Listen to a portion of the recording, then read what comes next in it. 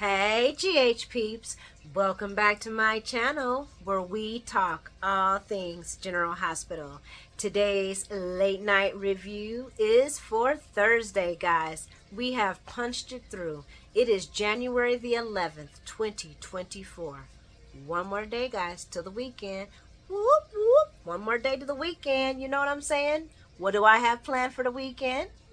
A certain collab with a certain big timer. What? Mr. Albert. And soup, warm breads, chili, and football. That's what I have planned. Yeah. Y'all let me know what y'all got planned. If you feel like sharing it, drop it in the comments. And if you haven't subscribed, please like and subscribe. Subscriptions really count, and that like button really does help things out, guys. And I would really, truly appreciate it. And speaking of subscriptions and subscribers, guys, I checked my stuff out.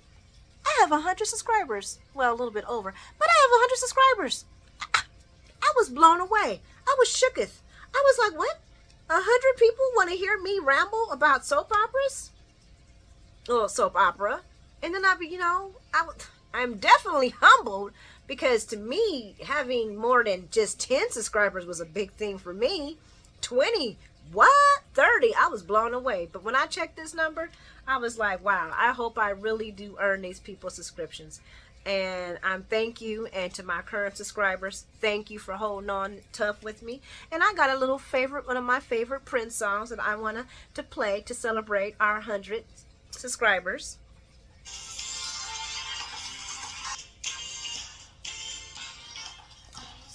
We ain't gonna play no more because, copyright. You know how they get. But anywho, let's talk about our favorite show, shall we?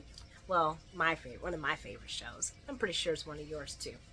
Let's talk about GH. So, how was GHing for you? Were you guys in your feelings like I was in my feelings? Because I was all up in the feelings. And I liked these past two ones. I like today. They showed a lot of flashbacks of Bobby and just in all these different situations. She really touched just about every person on that show. And if you were to watch some of the old classic ones, she really did. It was just beautiful. I was really happy with the Felicia and Carly scene. What? Guys, that was one of my highlights right there, was Felicia and Carly. And then when we discovered that Angelica was BJ, man, I'm just saying, they had some good in there. And yeah, those were my highlights. Please leave your highlights in the comments. You guys know I like reading your comments and checking out your highlights. Anywho, let's get this started. So we're going to start this off at General Hospital, and we got Robert and Anna, and they're at the GH Wall Memorial. And I don't know if that's the technical word. That's what I'm going to call it. And Anna's looking at it, and she's looking at the picture of Bobby and Epiphany. And Robert's like, I always thought Bobby would outlive all of us. And it just doesn't seem right. And Anna's like, no, it doesn't. And now her pic's right next to Epiphany's. And then she's like, and we have said goodbye to just about everybody that has helped raise or been there for our daughter when we weren't. And they looked at each other, and Robert was like, yeah, that's true. And she's like, that's just not fair. And Robert agreed, it's not fair. Meanwhile, in Amsterdam, we got a Felicia and a very impatient Miss Carly. And an impatient Carly's butt asked the waiter if they have seen Bobby before, if he's seen Bobby before, and he shows him a wedding picture of her and Bobby. And he's like, no, I can't help you. No, we haven't seen one. And I'm like, duh. The situation that your mom was doing, no one's going to be sitting here just saying willy-nilly out in the open, what was going on. And Felicia checks her, and she's like, Carly, we talked about this. And Carly's like, well, it's been hours. Impatient. And Carly and Felicia's like, yeah, but the people that Bobby was working with, they had they practiced discretion because the people that they were trying to help and get them from were dangerous. So chill out. Damn, Barbie. Damn, Carly, chill out. And then Carly's like, well, we don't even know. And then Felicia adds that Tracy said that her mom had been going there every day, so the contact has to be somebody coming to this cafe. And Carly's like, well, we don't even know if it's a woman or man. And Felicia was like, well, sometimes in the PI business, it's not about what the person looks like, but knowing what to look for. Whoa, I'm losing my phone. Sorry about that, guys. Hold on one second. So, sorry about that, guys. Phone was sliding. So Carly she's like bothered. She's like, I just don't understand why my mom, because they're using the little special ear things. So Felicia's on one table and Carly's on the other table. And she's like, it's just crazy how my mom was coming here and she loves Christmas. It's one of her favorite holidays, and she would rather choose to spend it here. And Felicia brings up about the fact that Bobby used to throw really great Christmas parties at the Brownstone. And even Tony was split. Even Tony was coming, even though Tony was invited, even though her and Tony were split up. And Carly makes a face like, what? I never knew anything about that. And Felicia's like, well, that's kind of because you weren't invited, because it was so, Bobby, it took a while for Bobby and Carly to really come together, because that's what happens when, a person that's grown comes into another person's grown life and says, oh, I'm your mother, I'm your daughter, and there's tragedy involved. It takes time for that, for the bond to be bonding. I know I'm being messy. Y'all know what I'm talking about. Let me stop, because I don't have no hate in my heart for that. Where was I at? See, this is what I get for being messy. So while they're different. And then Felicia says it was a different time, and you and your mom weren't even really that close when Carly makes it. Like, I never knew about the Brownstone parties. So while they're talking, Felicia spots Bobby's contact because Felicia's on it. She knows what to look for. And Carly approaches the contact and she's like, excuse me, do you know my mom? And then she shows her the pig. And I'm like, oh my gosh, Carly. And she's like, I'm sorry. And Lily's like, I'm sorry, I have to go. Because you just got me out in the open. And she's like, no, please. It's so important. And then she tells her that Bobby has passed away. And then the contact gives her condolences. I don't know if we ever got the contact's name, but she gave her condolences, and she spoke on what a remarkable woman Bobby was. And Felicia's like, well, that she was my best friend and we go way back. And Carly's like, yeah, and I'm just trying to find out about what's going on. Like, how does she even get involved with your organization? And the contact's like, well, Bobby used to come here and have lunch, and she was reading an article about a sex trafficking sting. And me and her, and she said, and Bobby was hard to ignore with the big, bright, red, beautiful hair. And she was like, me and her started talking, and we, she told me about her situation and what she survived.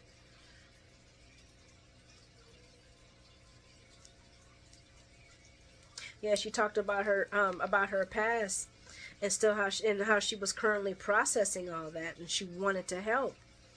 And Felicia's like, well, what did she do? And the lady told her, well, basically what they do is that they provide shelters for women that are trying to leave or people who are trying to leave this abusive life.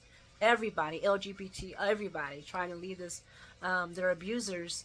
They provide temporary housing shelters for them while they wait for their paperwork for the asylum. And Bobby was doing that. And let me see, where was I at, guys? Because I keep this was so much. Yeah, and Bobby opened up her home. She did one person at a time until the paperwork came through.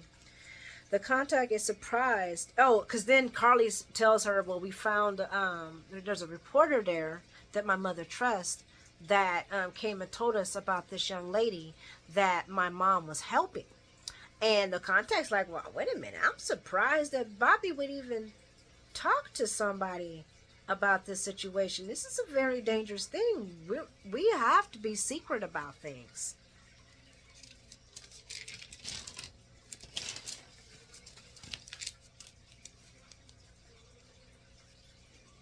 And then Felicia asked, well, do you know about this young woman?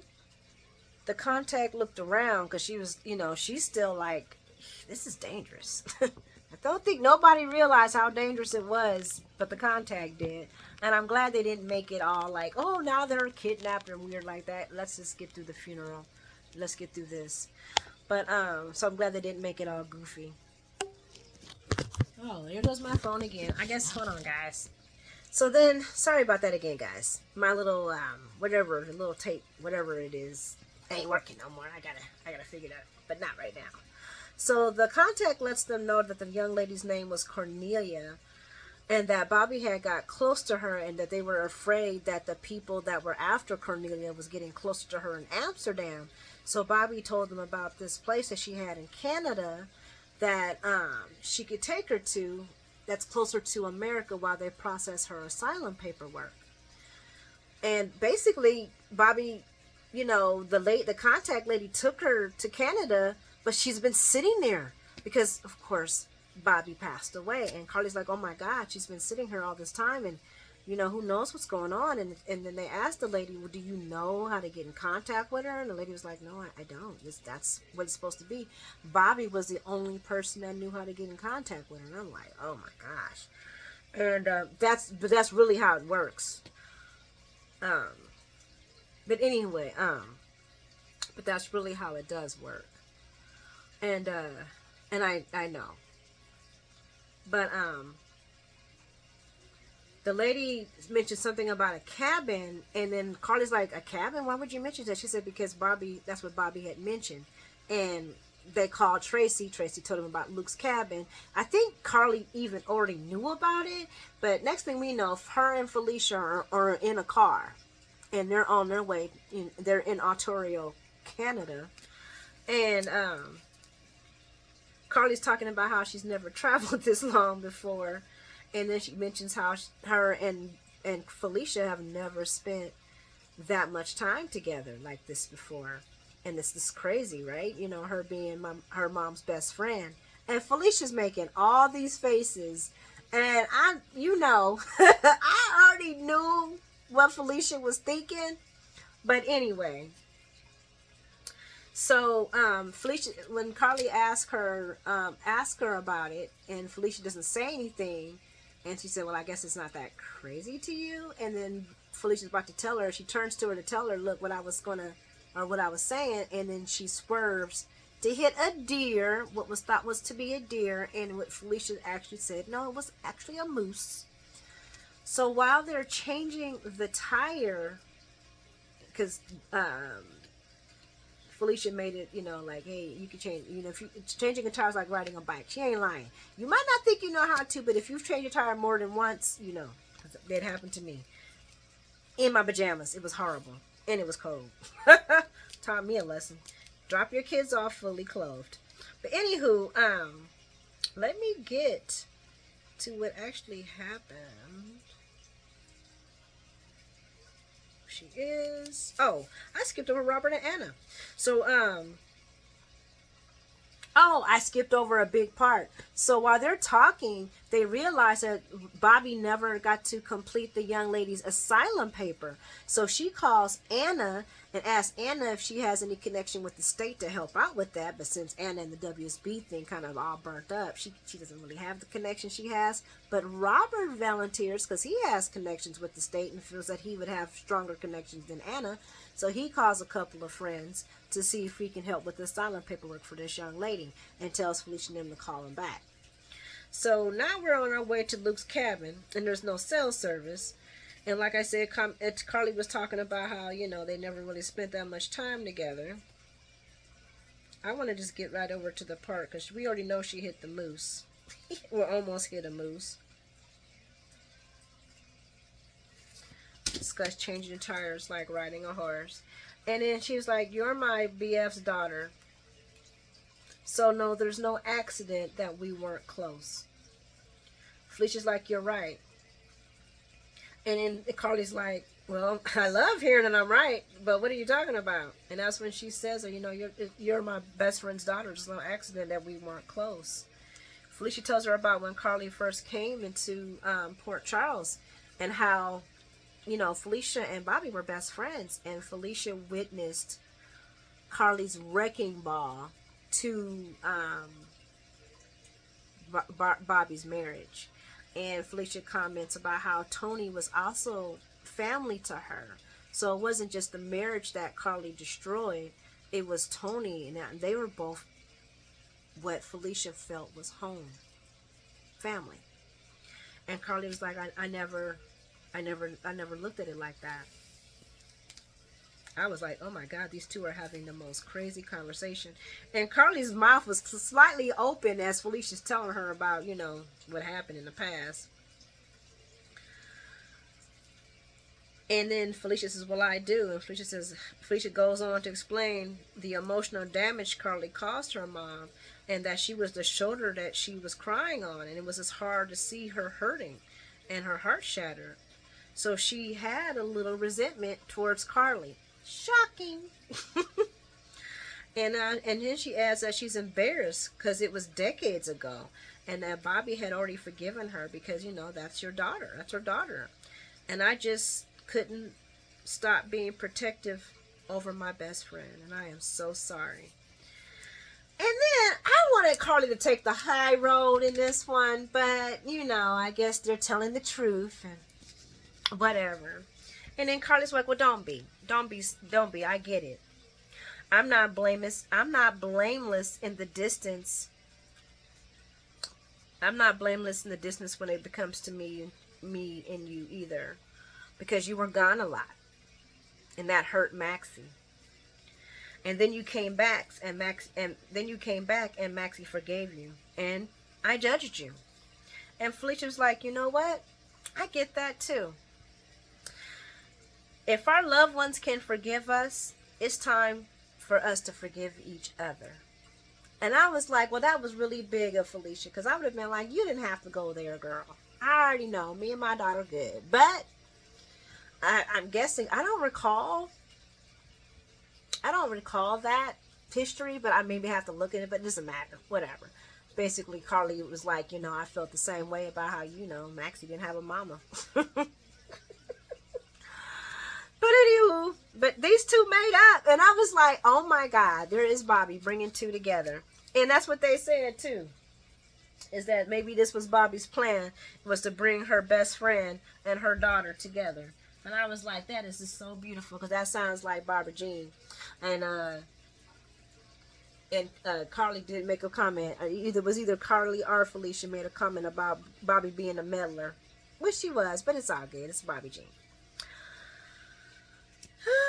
So then they get the tire fixed, and they head over to the cabin. And I want to come get a little closer to that. Carly puts her head. Oh, okay. They find Cornelia, and when they tell her they're there to take her someplace safe, she comes out swinging a shovel right for the head. That girl was not playing around. Carly puts her hands up like, oh my God. She's like, hey, we are, she says, we're friends. I got a phone. I want to show you a picture of my mom that I know my mom, Bobby, was helping you. We're friends. We're friends. We didn't come here to hurt you. And Cornelia like, I don't care. I'm not going back. And then Carly's like, no, I promise you. It's okay, Cornelia. And she says, how do you know my name? Who sent you? We were sent by a friend to help you. I promise. You're safe. Cornelia sees Bobby's necklace on on Carly's neck, and she says, "You have Bobby's necklace. Why are you wearing it?" And then Carly lets her know that, she explains to her that she's her mom. And then she says, "If I can just show you the pic of her and me together, you would know that I'm telling you the truth."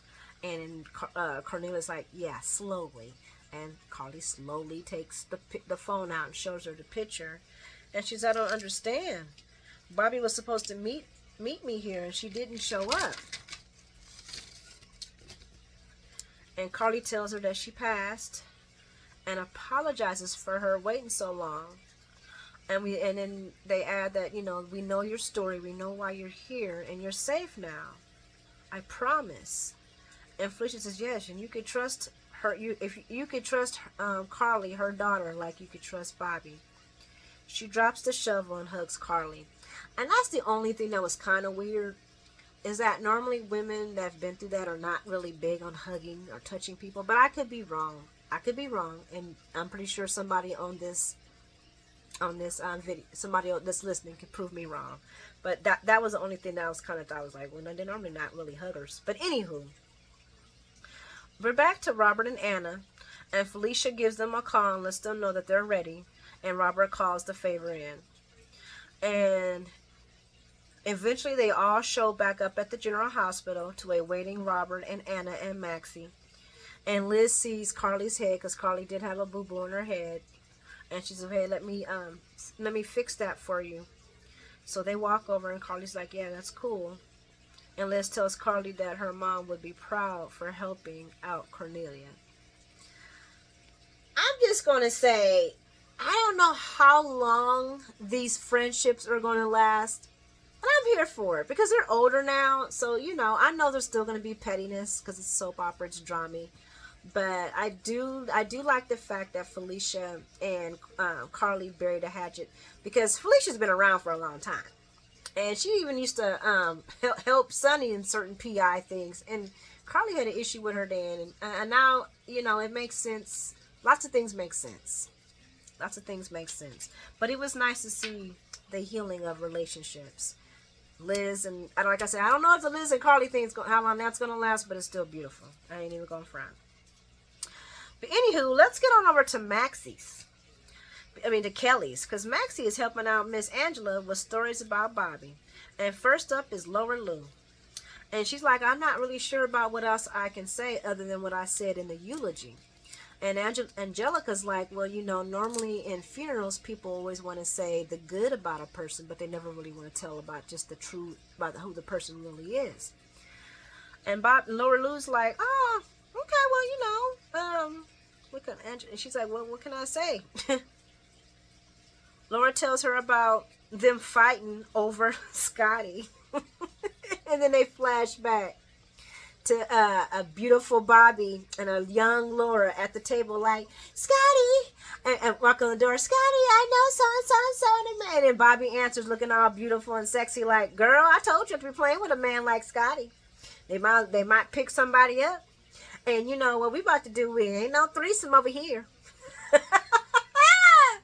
Oh my gosh, and send Laura Lou packing. And Laura says she was brought up, and she says, "I was just brought up differently. I was brought up, with politeness and all this other crap. And Bobby was brought up keeping it real and saying what's on her mind. I am Bobby. I am she. I grew up, that's how I keep it real, and I say exactly what's on my mind. I understand that." And yes, it ruffled a few feathers, but we need more people like her. In Fort Charles, yes, you do. I wish Bobby could tell you about how you handling Shar Shar. Anywho,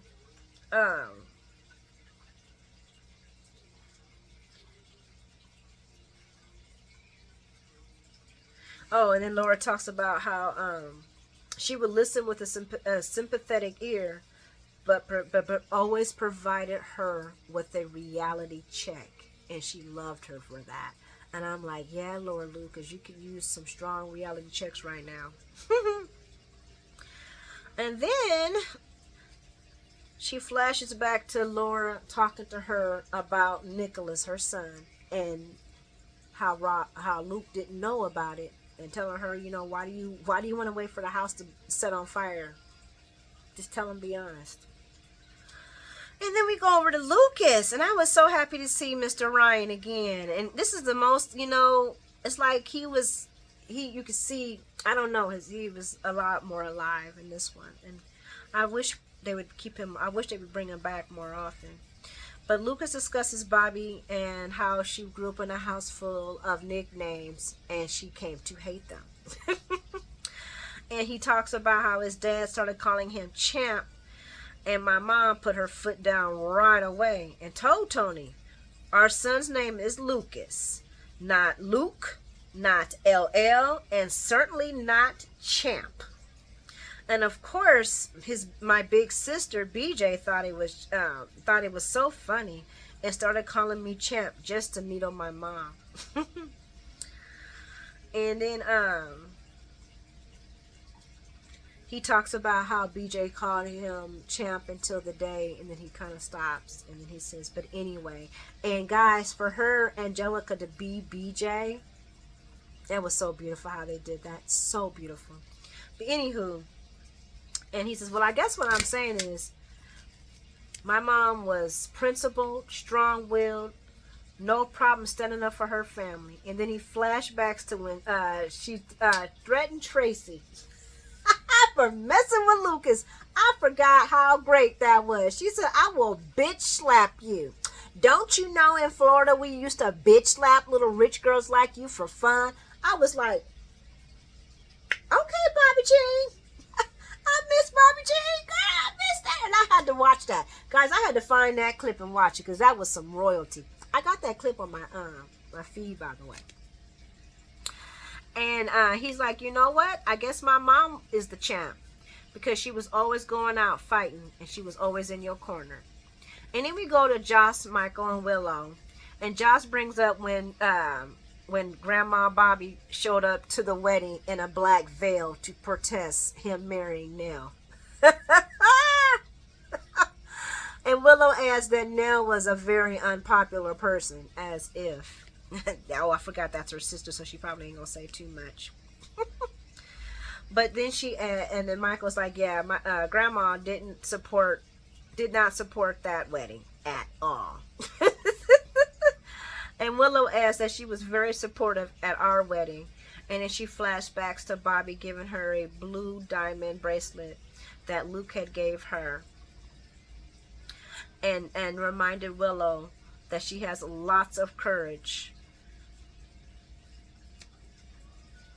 And Willow thanked her and said that this means so much to me. And Bobby said, well, you mean so much to us. And Willow stated that, you know, she didn't have a big family growing up like Joss and Michael, but Bobby definitely made you feel like you were finally in one. And I was like, oh, that's beautiful. And then we go to the colorful Scotty and Lucy. And Scotty is, you know, he's like, sure, everyone told you about the optimistic and upbeat Bobby. She certainly was. But she didn't take no guff, no shit from anybody. Anybody that looked down on her, or anybody for any reason at all, including her bosses. And he flashes to when Scotty was doing some scrupulous stuff at the hospital, almost got people hurt when he was trying to do that meditate takeover. I forgot all about that crazy story. Where was I at?